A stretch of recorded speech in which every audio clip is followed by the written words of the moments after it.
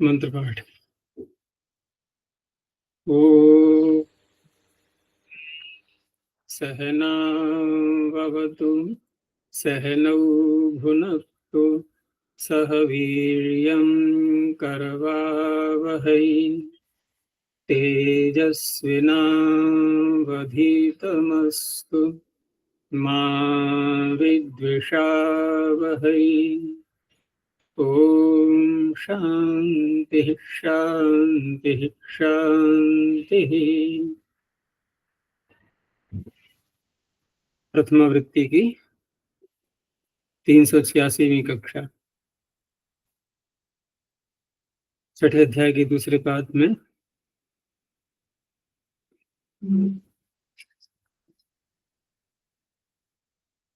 कितने सूत्र हो गए थे? 80 तक हो गया था। 69। अच्छा 79 79 तक हो गया था। ऋणिनी सूत्र तक हो गया है। हाँ, पूछना है कुछ?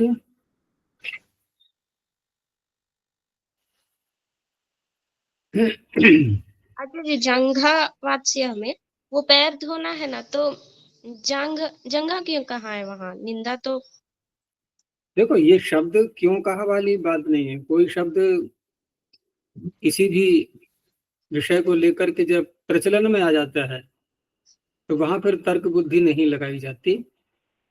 बस इतना तो दिखाई दे ही रहा है, इतना संकेत तो दिखाई दे ही रहा है कि जंघा पैर का ही भाग होता है। तो जहाँ जंघा का अर्थ जितना पैर का भाग हम लेते हैं उतना न लेकर के पूरे पैर का ग्रहण करेंगे। एक उपलक्षण मात्र होता है बस। यानी पैर के किसी एक भाग का वाचक शब्द बोला हमने, लेकिन वो कहा जाएगा, इस शब्द में कहा जाएगा पूरे पैर के लिए। और अन्यत्र हम बोलेंगे अकेले तो वहां पर उतना ही भाग आएगा। तो इस तरह से शब्द का अर्थ करते हैं प्रसंग के अनुसार। अब जैसे आत्मा को ही महर्षि ने एक वाक्य लिखा है कि आत्मा शरीरधारी होने से साकार है। अब यहाँ आत्मा को साकार नहीं कहा जा रहा है, शरीरधारी होने से जब ये शब्द जोड़ा गया तो शरीर से युक्त होने के कारण से, क्योंकि साकार शब्द में जो आकार है वो तो शरीर का ही होगा ना, वो तो आत्मा का नहीं होगा। उसी रूप में उसको ग्रहण करना है कि शरीरधारी होने से साकार कहा जा रहा है, वैसे नहीं। स्वरूप से तो निराकार ही कहलाएगा। तो ऐसे शब्द का अर्थ करते समय हमें प्रसंग को भी देखना होता है। तो यहाँ भी जंघा शब्द पूरे पैर के लिए बोलेगा। और वैसे भी जंघा ऊपर का भाग होगा, जब धोएंगे तो नीचे के भाग को धोएंगे। तो उस अवस्था में प्रश्न यही तो उठ रहा है कि नीचे का भाग बोलना चाहिए, तो यहाँ भाग को हटा दो, यहाँ पूरे पैर के लिए कहा जा रहा है बस।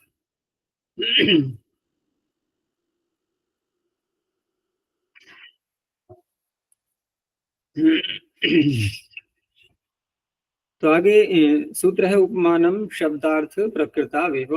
उपमानम प्रथम एक वचनांतम शब्दार्थ प्रकृतौ सप्तम एक वचनांतम एव अव्यपदम।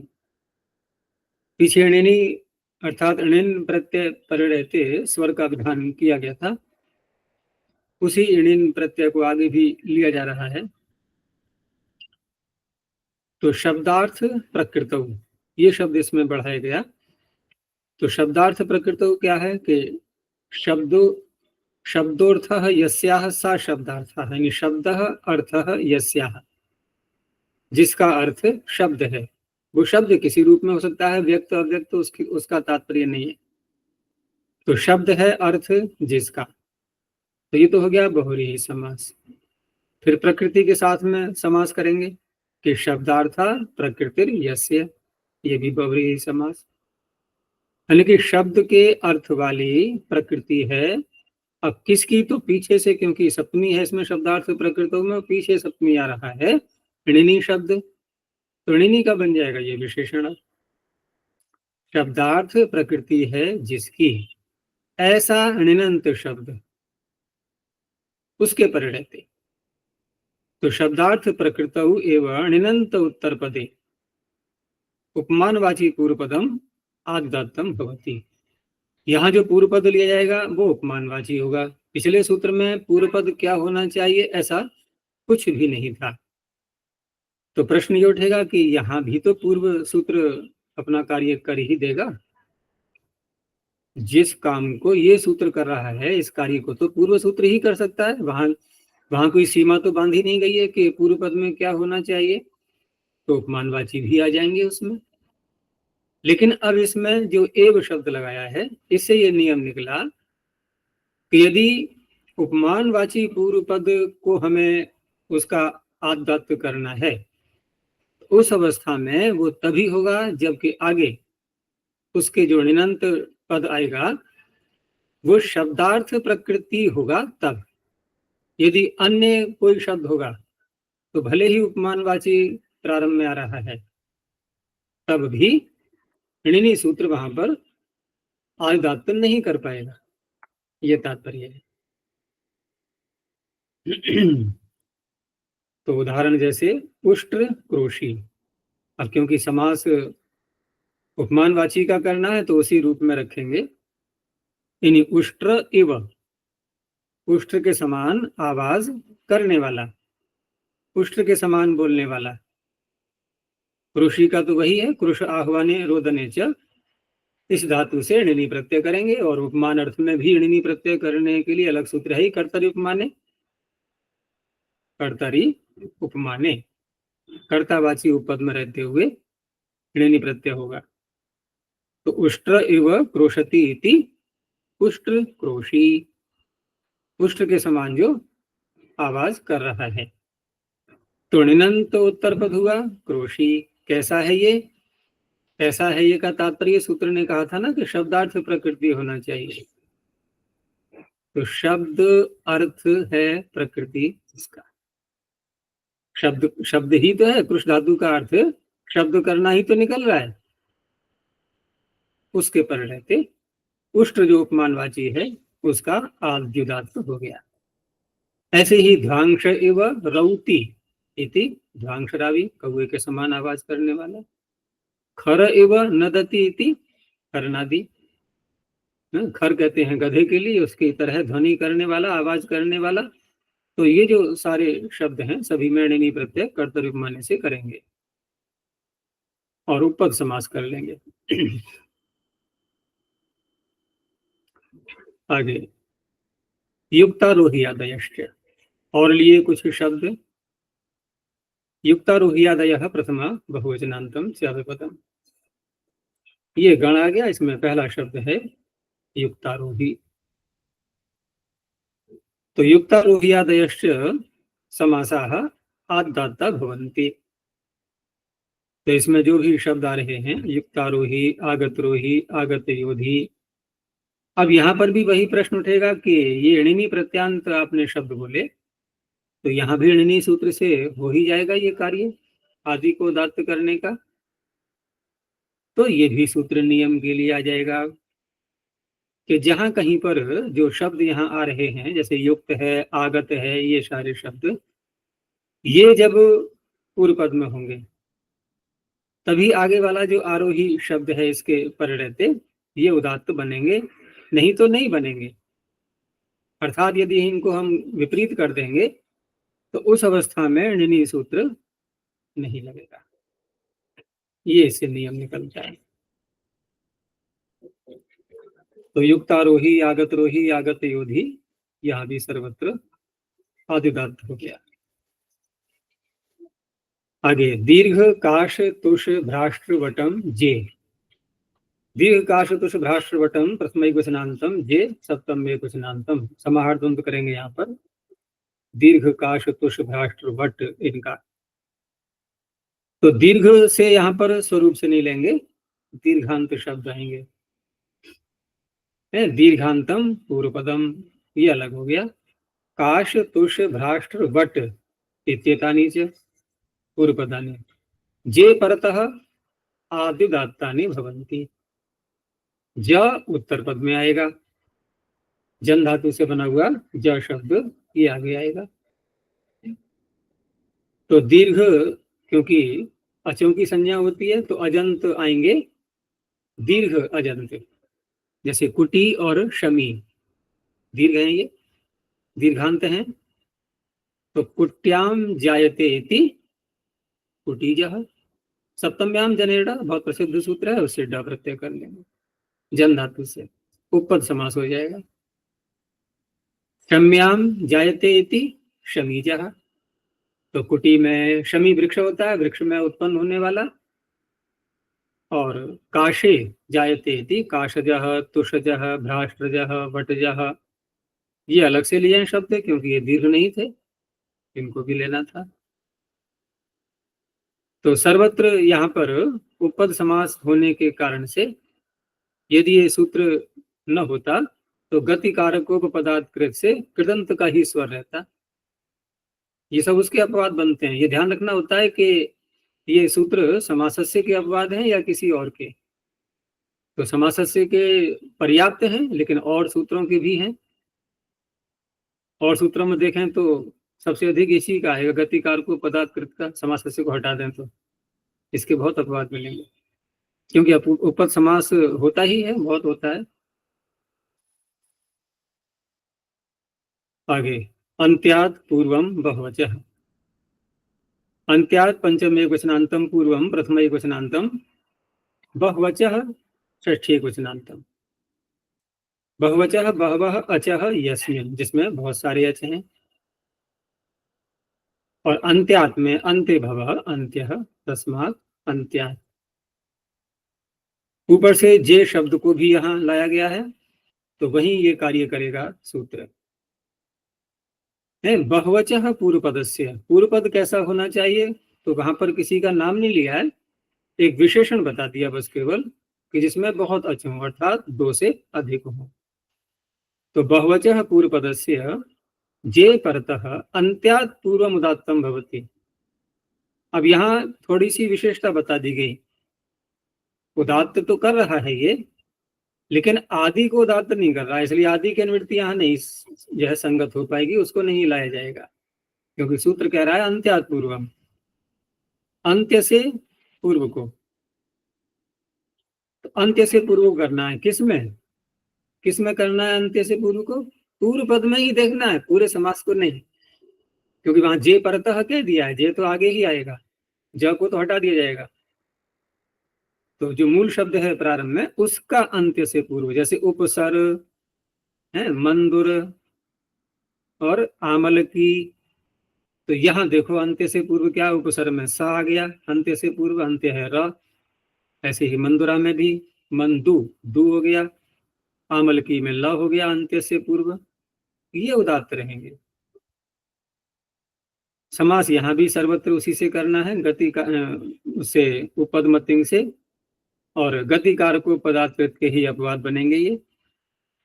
तो पूर्व सूत्र से यहाँ प्राप्त नहीं था, क्योंकि उसने कहा था दीर्घ आदि होनी चाहिए, दीर्घांत काश तुष भ्राष्ट, उनमें से कुछ भी नहीं है यहाँ। आमल की में कह सकते हैं,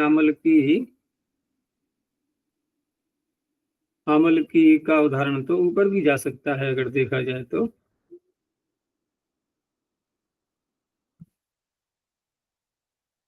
आमल की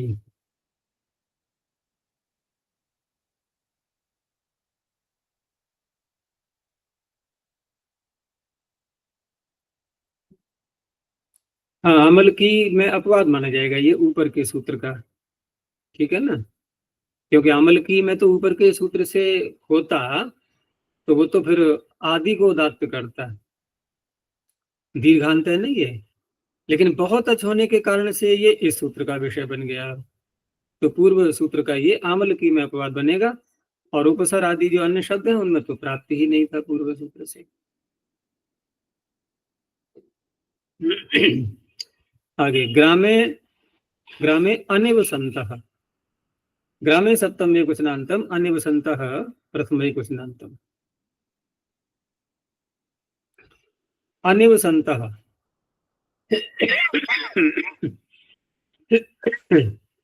देखो निवास करने वाला, तो नि उपसर्ग पूर्वक वस धातु से क्षत्रिय प्रत्यय करके जो निवास कर रहा है वो निवसत, नहीं कर रहा है तो अनिवसत, उसी का बहुवचन है ये अनिवसंतः। तो ग्रामे उत्तर पदे पूर्व पदम आद्युदात्तम भवति। अब उसी पूर्व पद की ही विशेषता बताने के लिए शब्द है, क्योंकि प्रथमांत है ये अनिवसंतः, कि तच्चेत पूर्व पदम निवसद वाची न भवति। अर्थात निवास करने वाला कोई है ऐसा वाचक, उसका वाचक शब्द पूर्व नहीं होगा। उस अवस्था में ग्राम के परिणति पूर्व पद को ये आद्युदात्त करेगा। इन्होंने यहाँ पर क्षत्रिय प्रत्यय नहीं किया है, झच प्रत्यय करके बनाया है ये, क्योंकि प्रथमा का एक वचन है, वो मेरे मुख से धोखे से निकला था क्षत्रिय, क्योंकि क्षत्रिय में तो बहुवचन बनेगा फिर ये। और उनादि का झच करेंगे तो झ में आकार है ना, तो अंत अकारांत, तो निवसंत।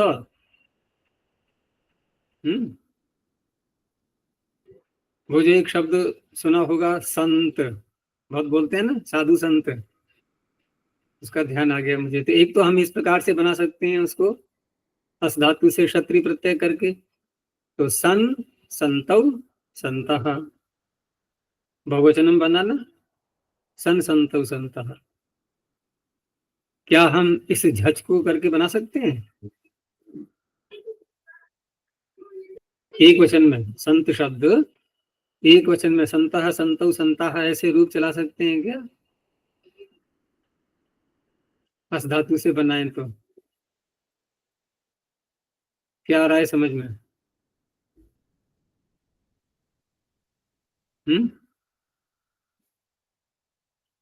क्योंकि अस धातु से करेंगे तो अस के आकार को कैसे हटाएंगे? अस के आकार को हटाने के लिए हमें नित प्रत्यय चाहिए। अब नित प्रत्यय झच में तो शकार लगा नहीं है, जो कि ये सार्वधातुक बनाते हैं हम इसको अपित सार्वधातुक। क्षत्रिय तो अपित सार्वधातुक हो गया। तो प्रश्न ये उठता है संत क्यों बोलते हैं फिर साधु संत? तो बहुवचन नहीं, बस वो चल पड़ा है शब्द, बहुवचन का ही है, आदर में बहुवचन लगा ही देते हैं, कोई बात नहीं है, संत बोल दिया। लेकिन ये एक वचन का है, निवसंतः अनिवसंतः।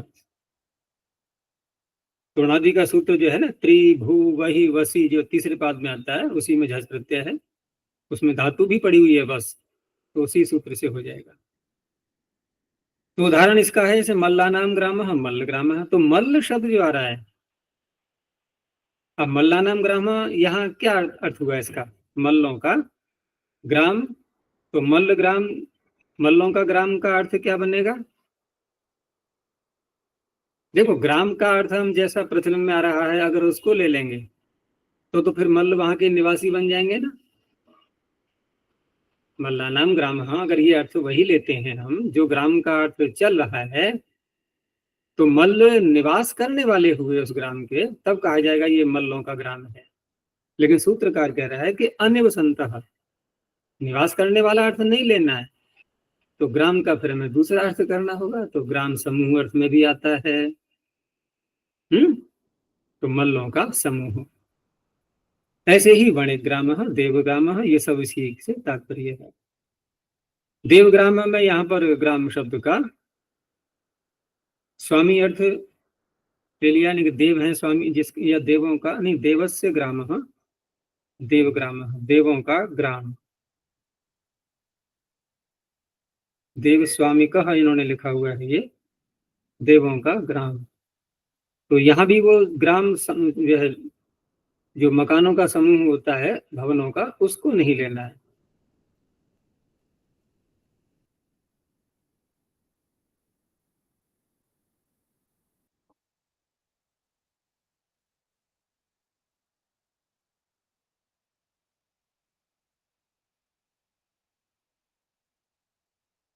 तो इस तरह से यहाँ पर पूर्व पद को आद्युदात्त कर दिया गया।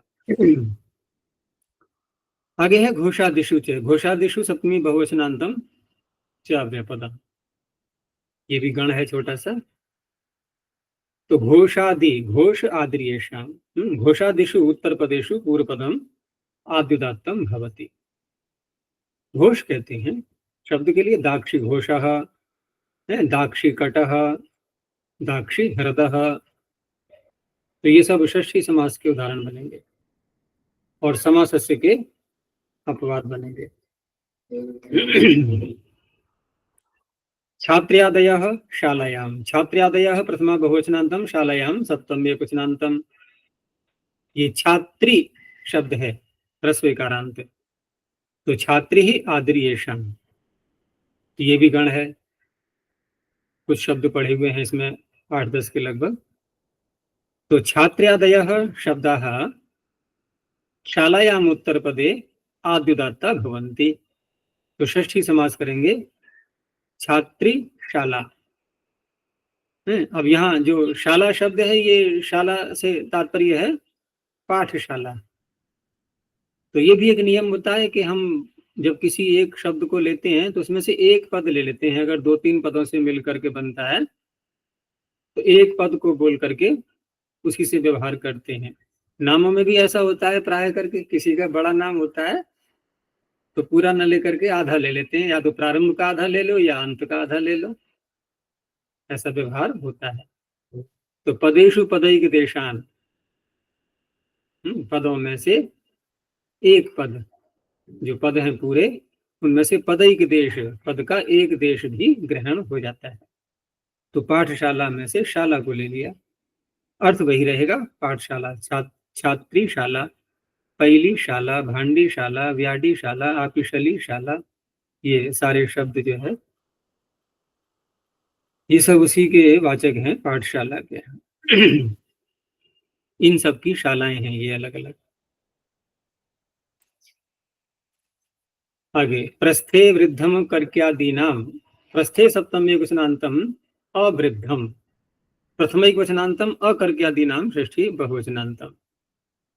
वृद्ध यहाँ वही तात्पर्य है जो संज्ञा है, वृद्धियस्याचामादेश तद्वृद्धम, न वृद्धम अवृद्धम, वृद्ध संज्ञा नहीं होनी चाहिए उसकी। तो प्रस्थे में सप्तमी है यहाँ पर, यानी प्रस्थ उत्तर पदे अकर्क्यादि नाम, अर्थात कर्क्यादि वर्जितम अवृद्धम, पूर्व पदम आदिदात्तम भवति।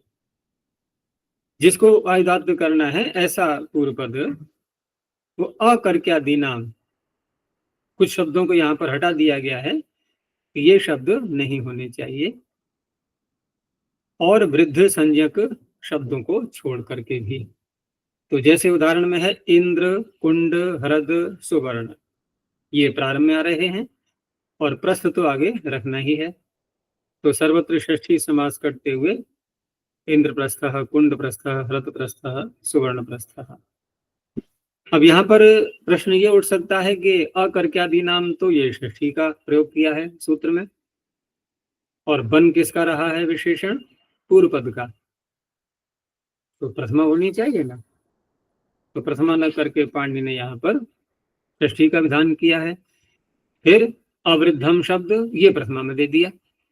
तो एक ही सूत्र में दो प्रकार की विभक्तियां, अवृद्धम में तो चलो संगत लग रही है हमें कि प्रथमा तो होनी चाहिए, पूर्व पद का विशेषण बनाना है हमें, लेकिन जब आप अवृद्धम में प्रथमा रख रहे हो तो अकर्क्यादि नाम में षष्ठी रखने की क्या आवश्यकता है।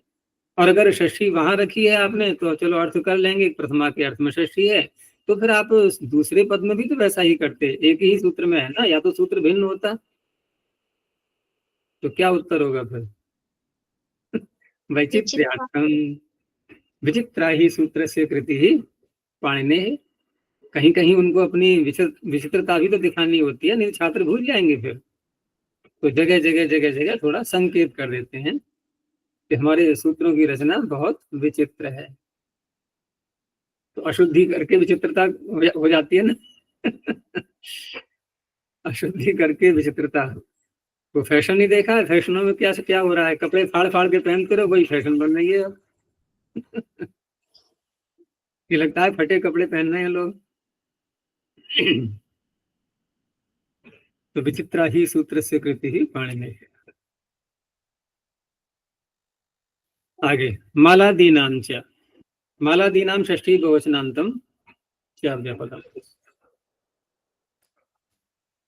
अब ऊपर से प्रस्थे को ले लिया गया है, यानी मालादीनां पूर्वपदानां प्रस्थ उत्तर पदे आदिदात्तो भवति। तो माला आदि जो शब्द हैं उनका आदिदात हो जाएगा। तो माला प्रस्थः, शाला प्रस्थः, यहाँ भी षष्ठी समास करेंगे। अब ये अलग से क्यों लिए गए? पूर्व सूत्र कर सकता था इनको, लेकिन वहां पर कहा गया था अवृद्धम। यहाँ माला और ये शाला दोनों ही वृद्ध हैं, ये बूढ़े हो रहे हैं, इनको अलग से रखा गया है। अमहन नवम नगरे नुदीचाम।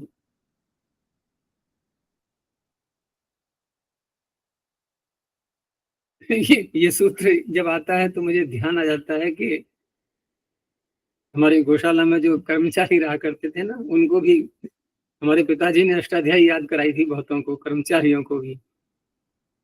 तो ये सूत्र बहुत याद करवाया था कर्मचारियों के लिए, और सबको याद था ये अमहन नवम नगरे नुदीचाम।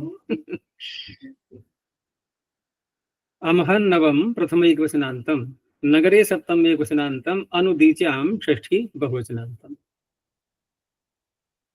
इसमें महत और नव, ठीक है ना, ये दो शब्द इनको हटाना है। तो महत का और नव का तो समास करेंगे पहले, महत च नवम च, उसके बाद फिर नए तत्पुरुष करेंगे, न महन नवम अमहन नवम, महत और नव को छोड़ करके।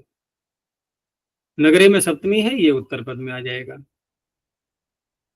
अनुदीचाम जो कहा गया है, तो औदीच्य जो प्रदेश है, यानी जिस नगर की बात की जा रही है, जो नगर उत्तर पद में आएगा, वो उत्तर का, उत्तर दिशा में न हो, ठीक है ना। अनुदीचाम, तो नगर शब्द उत्तर पदे अमहन नवम अर्थात महत नव इत्येतौ शब्दौ वर्जयित्वा पूर्वपदम आदिदात्तम भवति। अनुदीचाम तच्चेत नगरम उदीचाम न भवति। उत्तर में रहने वालों का वो नगर नहीं होना चाहिए, अन्य दिशाओं वालों का हो। तो शब्द यहाँ पर है सुम्ह और पुंड्र, ये नगरों के नाम हो गए, नगर शब्द के साथ में इनका समास किया गया। तो सुम्हानाम नगरम, सुम्ह नगरम, ऐसे ही पुंड्र नगरम। तो षष्ठी समास करके पूर्व पद का आद्युदात्त। अगर महत बोलेंगे तो क्या बनेगा? महानगरम जो शब्द बनेगा, वहां फिर समास से ही लगेगा अंतुदात्त करने के लिए। ऐसे ही नव शब्द, नया नगर कोई बना है तो नव नगरम, वहां भी समास से लगेगा।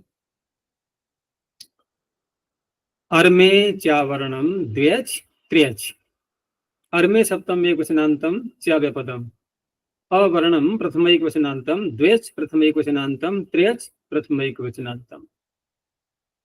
द्व्यच त्र्यच यानी द्वौ वचौ द्व्यच, त्रयः अचः यस्मिन् स त्र्यच, दोनों में बहुव्रीहि समास।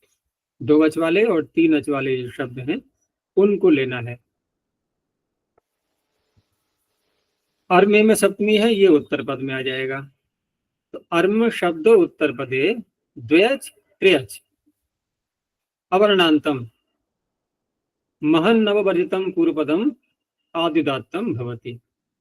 अब महत नव को यहां भी छोड़ा गया, क्योंकि ये दो वच वाले हैं दोनों। अगर ये अमहन नवम को नहीं लेंगे तो ये यहाँ पर गृहीत हो जाएगा। तो इसलिए यहाँ कहा गया कि महत नव को छोड़ करके अन्य जो भी अवर्णांत शब्द हैं, दो वच वाले और तीन वच वाले, उनको लेना है। तो दो वच वाले में जैसे दत्त शब्द को लिया और अर्म शब्द आगे है, तो दत्तार्मम। गुप्त शब्द भी दो वच वाला है, अकारांत भी है, अवर्ण वाला है, अवर्णांत है, तो गुप्तार्मम। ऐसे ही तीन वच वाले में कुक्कुट और वायस, तो कुक्कुटार्मम, वायसार्मम। ये सब भी नगरों के ही नाम हैं कहीं के। अब इतिहास में ढूंढना कहाँ पर है ये, हैं क्या, थे ऐसे कहा जाएगा। अब तो नाम ही सब बदले हुए मिलेंगे, लेकिन स्थान थोड़ी समाप्त हो जाते हैं, स्थान तो रहेंगे ही वो, लेकिन उस स्थान का क्या नाम प्रचलन में होगा इस समय, आगे ये निषेध करने वाला है। अब पूर्व सूत्र से जो प्राप्ति हो रही थी उसको रोकने के लिए कि न भूताधिक संजीव मद्राश्म कज्जलम, नवपदम भूताधिक संजीव मद्राश्म कज्जलम प्रथम क्वेश्चनांतम। इसमें कुछ शब्द हैं 3 अच वाले, कुछ शब्द हैं 2 अच वाले। भूत अधिक संजीव, मद्र अश्मन कज्जल इत्येतानि पूर्वपदानि अर्म शब्दोत्तर पदे आद्गातानि न भवन्ति। तो जब निषेध कर दिया गया है तो समासस्य से अंतुदात्ति ही रहेगा सर्वत्र। तो भूतार्मम, अधिकार्मम, संजीवार्मम, मद्रार्मम, अश्मार्मम, कज्जलार्मम, ये भी सब नगरों के ही नाम। यहां तक जो है हमने कौन सा भाग ये पूरा किया? हमने 5 भागों में जो बांटा था दूसरे पाद को, अवान्तर भागों को लेते हुए, तो प्रथम जो भाग था वो तो वहां पूरा हो गया था जहां पूर्व पद का प्रकृति स्वर का प्रकरण था। फिर दूसरा चला था पूर्व पद का आद्युदात्त। अब रखना है हमें तीसरे भाग में पूर्व पद का अंतोदात्त। रहेगा पूर्व पद ही अभी। तो पूर्व पदम की अनुवृत्ति तो आ ही रही है, तो अंतर जो मात्र करना है वो है केवल अंत शब्द, यानी कि आदि को हटा करके अंत करना है। तो आदि की अनुवृत्ति को हटा दिया, अंतः सूत्र आगे आ गया, बस। तो इस तरह से ये केवल अनुवृत्ति को हटाने के लिए है सूत्र, यानी कि अधिकार सूत्र। तो अंतः प्रथम एक वचनांतम, ऐसा ही अंतः फिर उत्तर पद के लिए भी आएगा आगे। पहले आदि आएगा फिर अंत आएगा। तो इत ऊर्ध्वं यद अनुक्रमिष्यामः तत्र पूर्वपदस्य अंत उदात्तो भवति। तो अगले सूत्र में देखेंगे। आगे सूत्र है सर्वम गुण कार्त्स्नीय। सर्वम प्रथम एक वचनांतम गुण कार्त्स्नीय सप्तम एक वचनांतम। कृत्स्न शब्द से बनता है कार्त्स्न्य, संपूर्णता, और गुणस्य कार्त्स्न्यम गुण कार्त्स्न्यम, गुण की संपूर्णता। अर्थात जिस सर्व शब्द को अंतोदात्त किया जा रहा है, ये सर्व शब्द जिस गुणवाची शब्द के साथ में समास किया जाएगा तो पूरे को उसी गुण से युक्त कहने के लिए होना चाहिए, गुण की संपूर्णता बताने के लिए। तो गुण कार्त्स्नीय वर्तमानः सर्व शब्दः पूर्वपदम अंतोदात्तम भवति। जैसे सर्व श्वेतः, सर्व कृष्णः, सर्व महान।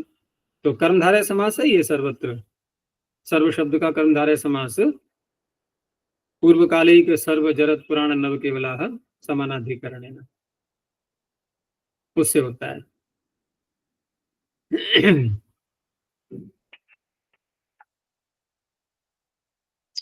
तो इस तरह से यहाँ तात्पर्य क्या होगा, यानी पूरे का पूरा सफेद, सर्वश्वेतः, सर्वकृष्णः, सर्वमहान। अच्छा जी, पूरा का पूरा यह अर्थ सर्व लगाने से नहीं आता? सर्व लगाने से कह तो सकते हैं, क्योंकि सर्व का अर्थ जब सब है तो पूरा ही होना चाहिए। लेकिन इन्होंने जो इसका उदाहरण के रूप में लिया है कि यदि सर्व, क्योंकि सर्व शब्द यदि नहीं कहेंगे और इतना ही रखें, Incoming call from Shambaji to identified by Truecaller.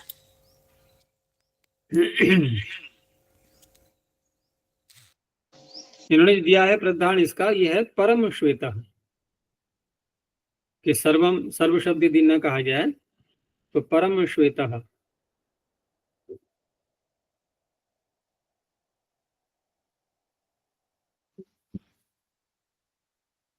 अर्थात श्वेत शब्द गुणवाची तो है, लेकिन गुणवाची होने पर भी अच्छा जी, कार्त्स्नीय न कहकर केवल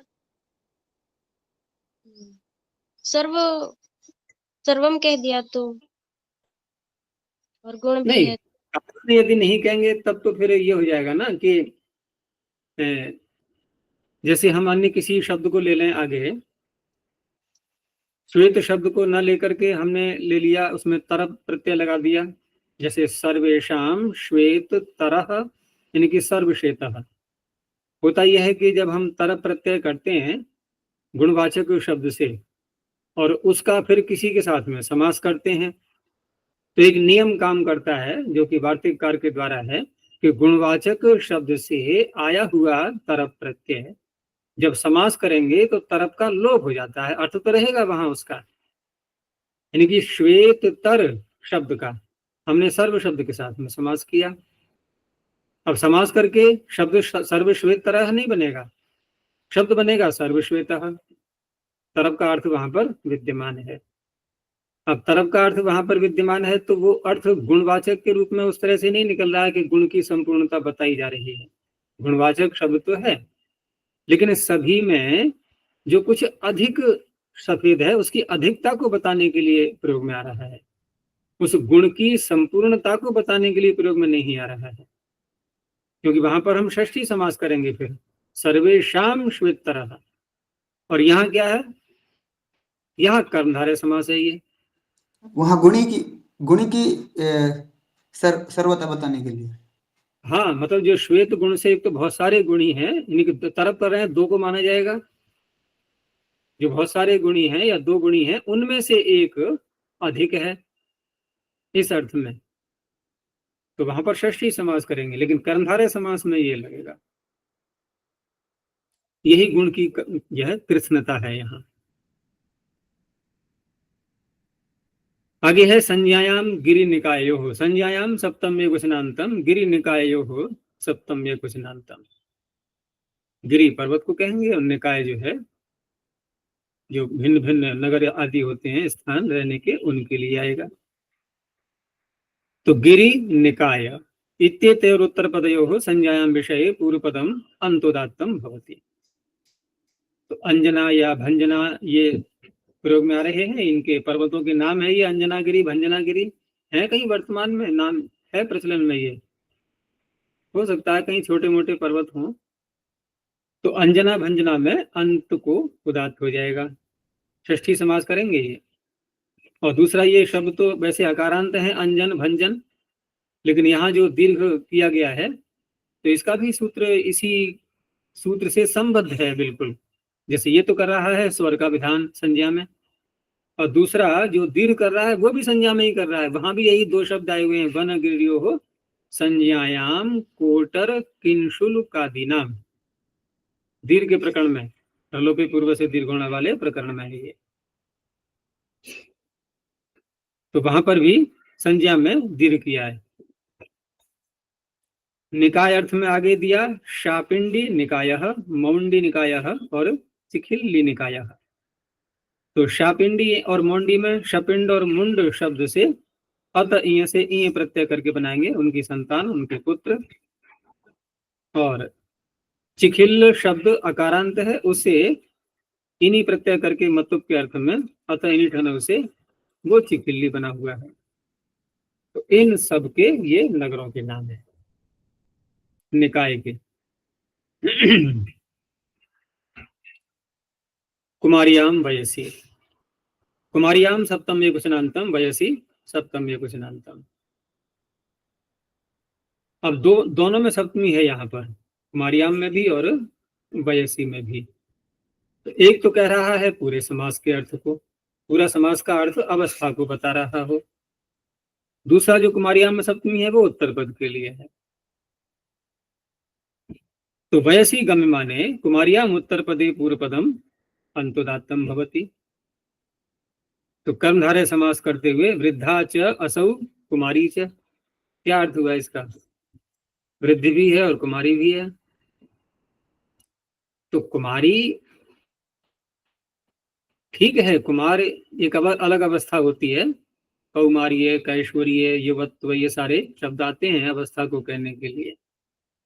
लेकिन यहाँ जो अर्थ है तात्पर्य विवाह न किए हुए, तो उसको भी कुमारी शब्द से बोलते हैं।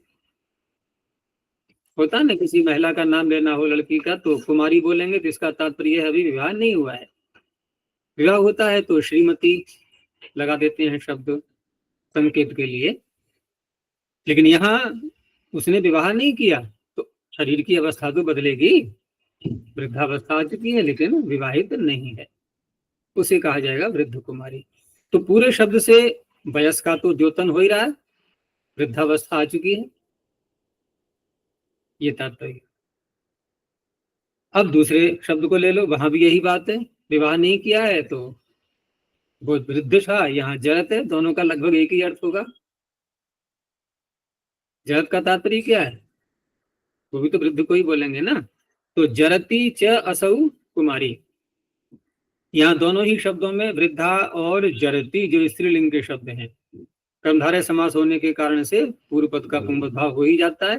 पुंवत कर्मधारय जातीय देशीयेषु, तो वृद्धा का बन जाएगा वृद्ध, जरती का हो जाएगा जरत। और जरत का समास करेंगे तो पूर्व कालिक सर्व जरत, पुराण सूत्र में जरत आ ही रहा है, उससे कर्मधारय समास हो जाएगा। और दूसरे में विशेषणम विशेषण बहुलम से हो जाएगा, वृद्ध कुमारी में। अच्छा जी, लोक में ये निंदा के रूप में आता है कि आयु तो ऐसी है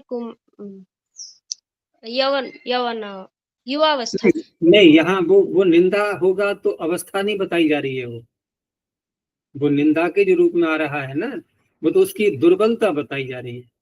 जी। अवस्था, युवा अवस्था होते हुए भी अगर निर्बलता के कारण से, दुर्बलता के कारण से शरीर को ठीक प्रकार से नहीं रख पाए, इस कारण से यदि बताया जा रहा है निंदा के रूप में, वो अवस्था का द्योतन नहीं कहलाएगा वो।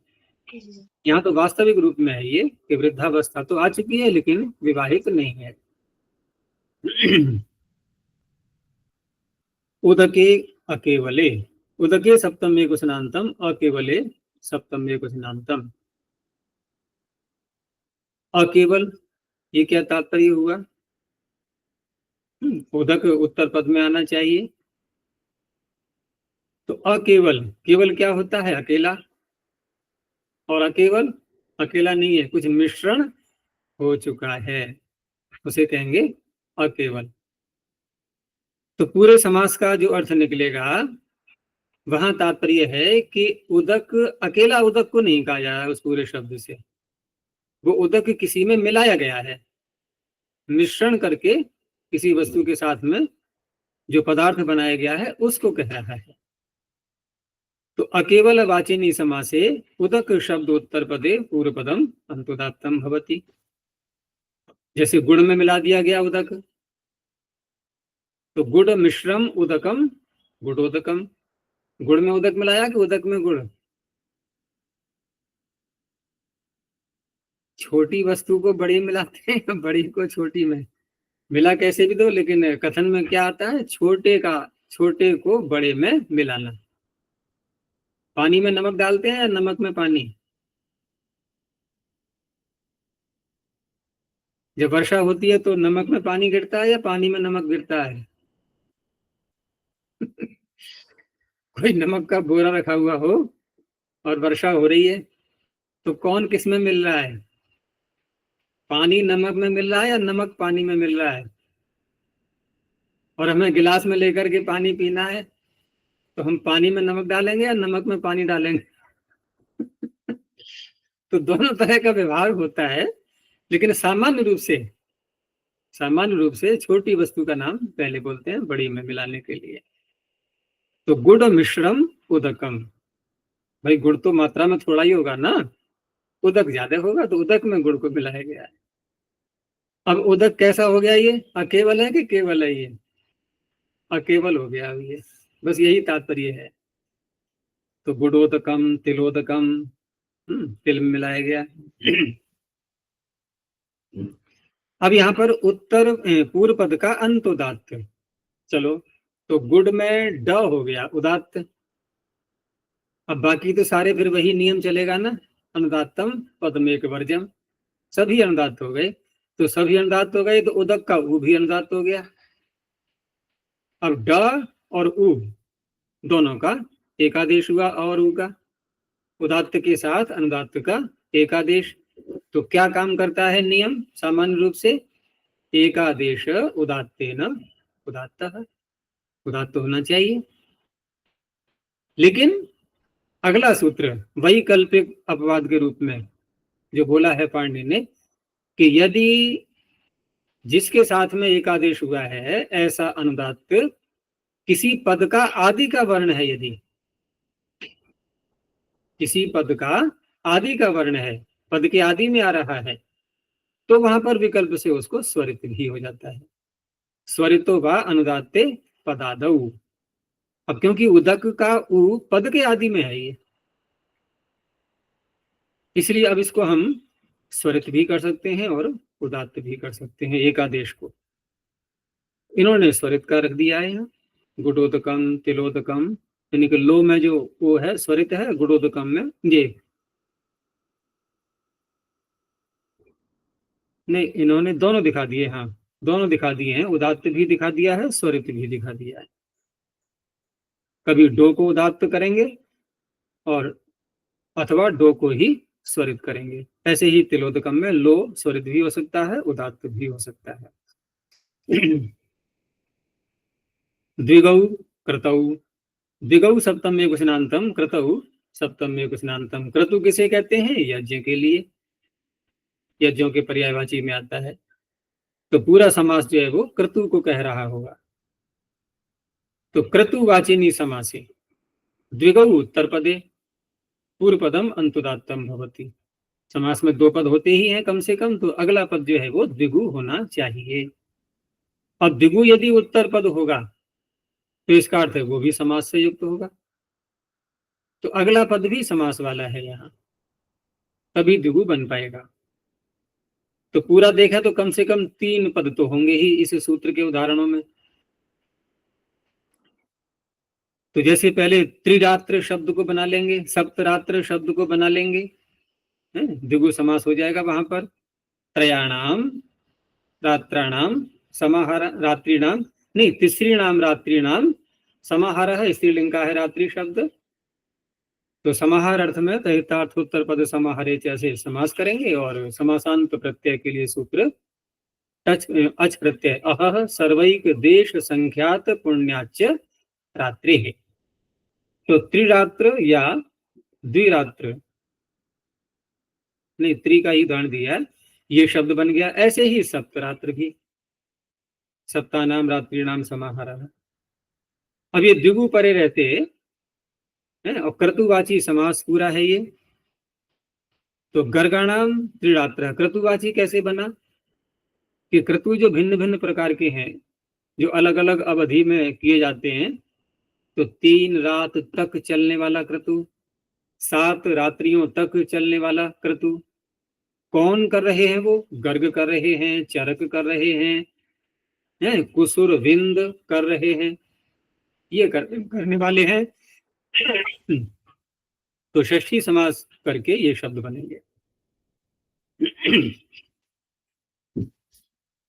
एक एक वर्ष तक चलने वाले, 12-12 वर्ष तक के भी यज्ञ और पूरे जीवन काल के भी यज्ञ, बहुत बड़े बड़े यज्ञ भी होते रहे हैं, बड़े बड़े याग। आगे सभायाम नपुंसके, सभायाम सप्तम एक वचनांतम, नपुंसके सप्तम एक वचनांतम। नपुंसक जो शब्द कहा है सूत्र में, तो ये वहीं लगेगा जहां पर नपुंसक लिंग का भी विधान कर दिया गया हो सभा शब्द उत्तर पद में आते हुए। तो कौन करता है नपुंसक लिंग सभा शब्द उत्तर पद में आता है? तो सभा राजा अमनुष्य पूर्वा, ये करता है नपुंसक लिंग, वहीं ये सूत्र स्वर का विधान करेगा। तो सभा शब्द उत्तर पदे नपुंसक लिंगे समासे पूर्व पदम अंतुदात्तम भवति। तो गोपालानाम सभा गोपाल सभम, जहां जहां नपुंसक लिंग होगा वहां एक वचन का भी विधान है, स नपुंसकम। वो द्विगुर एक वचनम, वहां से एक वचन की अनुवृत्ति चल रही है साथ में।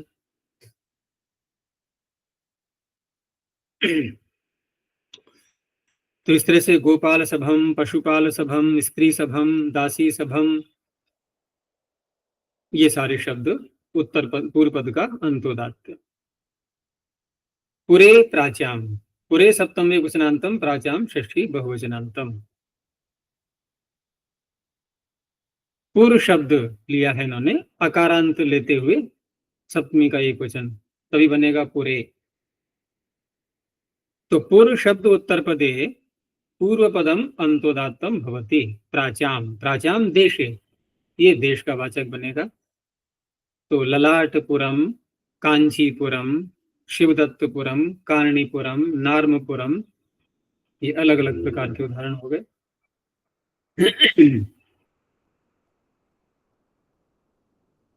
अरिष्ट गौड़ पूर्वेच, इस सूत्र में पूरे प्राचाम में यहाँ पूर्व शब्द क्या होना चाहिए नहीं बताया था, लेकिन अगले सूत्र में पूर्व शब्द क्या हो, वो पूर्व शब्द क्या होना चाहिए वो बता रहे हैं। तो अरिष्ट गौड़ पूर्वे सप्तम में कुशनांतम च व्यपदम, दो शब्द लिए इन्होंने, अरिष्टम च गौड़श्च, और इनका द्वंद्व करके फिर बहुरी समास करेंगे कि अरिष्ट गौड़ौ पूर्वौ यस्मिन, जिसमें ये दोनों पूर्व में आ रहे हैं। तो अरिष्ट गौड़ पूर्वे समासे पूर्व शब्द उत्तर पदे पूर्व पदम अंतुदात्तम भवति। तो अरिष्ट के और गौड़ के साथ में समास करेंगे। अरिष्टपुरम है, अरिष्टम श्रितः, अरिष्ट श्रितः, तस्य पुरम अरिष्ट श्रित पुरम। ऐसे ही गौड़पुरम, गौड़ानाम भृत्याः गौड़ भृत्याः, तेषां पुरम गौड़ भृत्य पुरम। अरिष्ट गौड़ है, ये शब्द पूर्व में है जिसके, एक तो ये शब्द हो गया,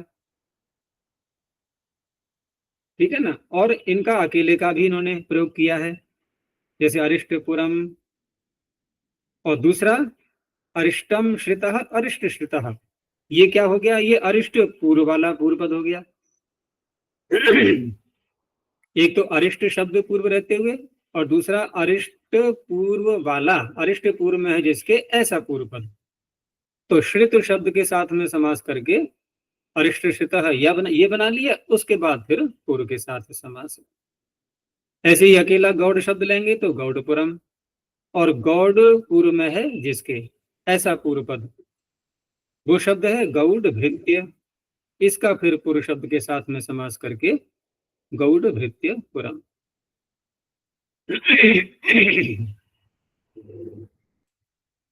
आगे निषेध करने वाला है सूत्र ये, न हास्तिन फलक मार्देयाः, न अव्यपदम हास्तिन फलक मार्देयाः प्रथमा बहुवचनान्तम, हास्तिन फलक मार्देय इत्येतानि पूर्वपदानि अंतोदात्तानि न भवन्ति, पूर्व शब्द उत्तर पदे। अब यहाँ जो प्राप्ति है वो जो मुख्य सूत्र है पूरे प्राचाम उसी से होनी है। तो उसका ये अपवाद बनेगा। तो हास्तिनपुरम, फलकपुरम, मार्देयपुरम, जब अंतुदात्त नहीं हुआ तो फिर क्या बनेगा, षष्ठी समास हुआ है तो समासस्य से अंतुदात्त हो जाएगा। तो हास्तिन फलक ये तो मूल शब्द हैं ही, मार्देय में जो है ये मार्देय, तो ये शुभ्रादिभ्यश्च जो सूत्र चौथे अध्याय में आया हुआ था, तो मृदु शब्द से ढक प्रत्यय करके बनाया गया है ये मार्देय। मृदोः अपत्यानि मार्देयाः। और हास्तिन भी हस्तिन से बनेगा, तो हस्तिना हस्ती राजा का नाम है यहाँ पर, और उसकी जो संतान कहलाएगी वो हास्तिन, तो अण प्रत्यय हो गया है अपत्यार्थ में। फलक ज्यों कहते हैं। आगे कुसूल कूप कुंभशालम बिले, कुसूल कूप कुंभशालम प्रथम एक वचनांतम, बिले सप्तम एक वचनांतम, समाहार द्वंद्व है यहाँ पर। तो कुसूल कूप कुंभशाला, समाहार द्वंद्व होने से ह्रस्व हो गया है सूत्र में शाला को, नपुंसकलिंग होने के कारण से। कुसूल कूप कुंभशाला इत्येतानि पूर्वपदानि बिल उत्तर पदे अंतुदात्तानि भवन्ति। तो यहाँ भी षष्ठी समास करेंगे, और यहाँ बिल का तात्पर्य, वैसे बिल का अर्थ होता है एक प्रकार से छिद्र जैसा भाग होता है भूमि का, लेकिन यहाँ बिल का तात्पर्य होगा जब षष्ठी समास करेंगे तो उसका मुख। मुख क्या होता है, मुख में छिद्र ही तो होता है, हम भोजन खाते हैं तो मुख में जाता है, मुख में प्रवेश होता है। तो कुसूल का बिल यानी कुसूल का मुख, ऐसे ही कूप का बिल, कुंभ, शाला इत्यादि। शाला का बिल क्या होगा, उसका दरवाजा, वहां से प्रवेश करेंगे शाला में। दिक् शब्दा ग्राम जनपदाख्यान चानराटेषु। दिक् शब्दाः प्रथमा बहुवचनान्तं, ग्राम जनपदाख्यान चानराटेषु सप्तमी बहुवचनान्तं।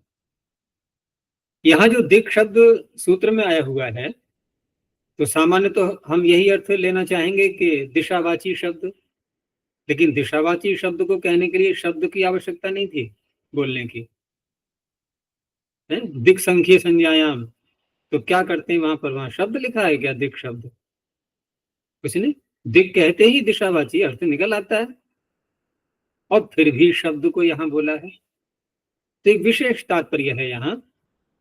इसलिए जो दिखाया है इन्होंने विग्रह समास जो किया गया है, दिशि दृष्टाः शब्दाः दिक् शब्दाः, दिशा में प्रयुक्त किए जाने वाले शब्द, देखे जाने वाले शब्द। तो सप्तमी जो समास किया है यहाँ पर, उसमें विग्रह में दृष्ट दिखाते हुए तो उसका लोप भी करना होगा, तो उत्तर पदलोपी सप्तमी तत्पुरुष, मध्य के पद का लोप कर ही देते हैं, बहुत से समास होते हैं ऐसे। तो इस तरह से यहाँ दृष्ट अर्थ छिपा हुआ है दिक् शब्द में, तो वहां पर कालवाचक शब्द भी आ जाएंगे। देखो, काल सर्वत्र होता है कि नहीं? काल किसी एक स्थान में होता है या सर्वव्यापक है? काल सर्वव्यापक है। ऐसा कौन सा स्थान है जहां काल नहीं है? अकालक स्थान है कोई? सर्वत्र होता है काल। अच्छा, और दिशा, ऐसा कौन सा स्थान है जहां दिशा नहीं है? वो भी सर्वत्र है। तो कहने का तात्पर्य है, किसी भी स्थान में हम जब कहना चाह रहे हो तो वहां पर कालवाचक शब्द भी गृहीत हो जाएंगे। तो इस तरह से काल को कहने के लिए भी ये दिक् शब्द जो सूत्र में आ रहा है, ये कालवाचक शब्दों को भी ले लेगा और दिशावाचकों को भी ले लेगा।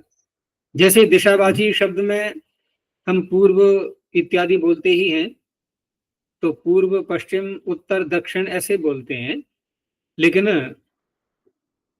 पहला अर्थ लेने के लिए पूर्व का प्रयोग होता है कि नहीं? पहला, समय की दृष्टि से कह रहा हूं मैं। मान लो दो व्यक्ति आए हमारे यहाँ, तो ये पूर्व आए, ये बाद में आए, तो वहां पूर्व का अर्थ दिशा है या काल है? तो ऐसा तात्पर्य यहां पर कहना चाह रहे हैं ये कि कालवाचक शब्द भी आप ले सकते हो इन्हीं दिशावाची शब्दों से, और दिशावाची भी ले सकते हैं, दोनों प्रकार के।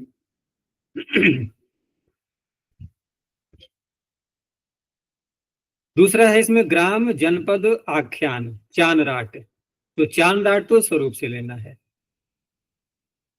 और ग्राम ये वाचक आ जाएगा, ग्रामवाची। ऐसे ही जनपद में भी जनपदवाची। आख्यान एक अलग शब्द है, लेकिन आख्यान का तात्पर्य यहाँ लेना है, ये जो ग्रंथ होते हैं ना, आख्यान, किसी के विषय का पूरा वर्णन करना, तो उसका तात्पर्य है ये। किसी का चित्रण होता है जैसे जीवन का पूरा, तो ऐसे आख्यान जिसमें पूरा उसका चित्रण आता है, पूरी जीवनी आती है।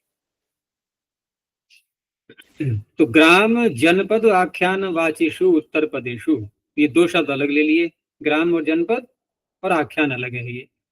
तो ग्राम जनपद आख्यान वाचिषु उत्तर पदेशु चानराट शब्दे च उत्तर पदे दिक् शब्दाः पूर्वपदानि अनुदात्तानि भवन्ति। अब जैसे पूर्व शब्द का समास किया इशु काम शमी के साथ में, पूर्व शब्द दिग्वाचक लिया है यहाँ पर, और ग्राम जनपद है ना, पहले ग्राम को लिया इन्होंने, ग्राम को कहने वाले शब्द। तो पूर्वेशु काम शमी का अर्थ क्या होगा कि इशु काम शमी नाम का जो ग्राम है उसका पूर्व का भाग, ये दिशा में आएगा, ठीक है ना, दिशा के बोध के लिए। ऐसे ही अपरेशु काम शमी, इशु काम शमी का अपर भाग, ये भी दिशा का बोधक हो गया। ऐसे ही पूर्व कृष्ण मृत्तिका, अपर कृष्ण मृत्तिका, ये ग्रामों के ही नाम है, ये कृष्ण मृत्तिका। आप शब्दार्थ नहीं लेना है काली मिट्टी, बस गांव का नाम है, हो सकता है वहां की मिट्टी काली रही हो, तो उसका पूर्व का भाग, उसका अपर का भाग। ऐसे ही जनपद में पंचाल शब्द जनपद का वाचक है, तो पंचाल का पूर्व का भाग पूर्व पंचाला, और पंचाल जनपद तो है यहाँ पर, लेकिन जनपद के निवासियों को पंचाल कहा जाएगा, ध्यान रखना। वो जहाँ रहते हैं, क्योंकि पंचाल नाम के लोगों के रहने के कारण से वो पंचाल कहला रहा है। और वहां पर जनपद अर्थ में प्रत्यय भी करेंगे, लेकिन उस प्रत्यय का जनपदे लोप से लुप हो जाता है, तो पंचाल का पंचाल ही बना रहेगा। तो पूर्व पंचाला है, पूर्व पंचाला है, अपर पंचाला है। आख्यान में किसी ग्रंथ का नाम आएगा, जैसे पूर्वाधिरामम, तो अधिराम, आधिराम, आधिराम शब्द के साथ में समास किया है। तो अधिराम, अधिराम कोई व्यक्ति, और उसको अधिकृत करके लिखा गया जो ग्रंथ है, जो कथा है उसकी पूरी, उसे कहा जाएगा आधिराम। तो अधिराम शब्द से अधिकृत्य कृते ग्रंथे, इस सूत्र से अण प्रत्यय करके बनाएंगे आधिराम। ठीक है ना। अब उसका पूर्व का भाग ग्रंथ का, तो पूर्वाधिरामम ऐसे ही है, पूर्व यायातम, अपर यायातम। अब यहाँ जो पूर्व अपर शब्द हैं ये काल के बोधक हैं, ये दिशा के बोधक नहीं बनेंगे अब, क्योंकि दिक् शब्द में जो मैंने व्याख्या की थी, कालवाचक शब्दों को भी ले लेंगे इसमें। तो यायात जो है पूर्व, जो पहले वाले हैं काल की दृष्टि से, और अपर जो बाद में बाद वाले हैं काल की दृष्टि से। चानराट शब्द अलग है, ये भी किसी स्थान का नाम रहा होगा, तो पूर्व चानराटम, अपर चानराटम, इसको किसी ने भी नहीं खोला है कि किस अर्थ में है ये, तो किसी स्थान विशेष का ही नाम रहा होगा ये, उसका पूर्व का भाग और उसका अपर का भाग, वो दिशा की दृष्टि से।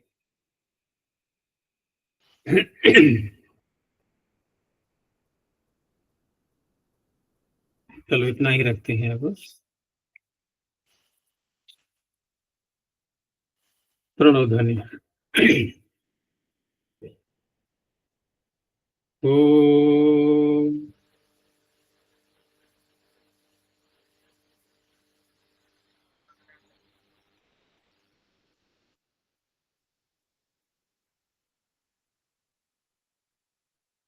ओम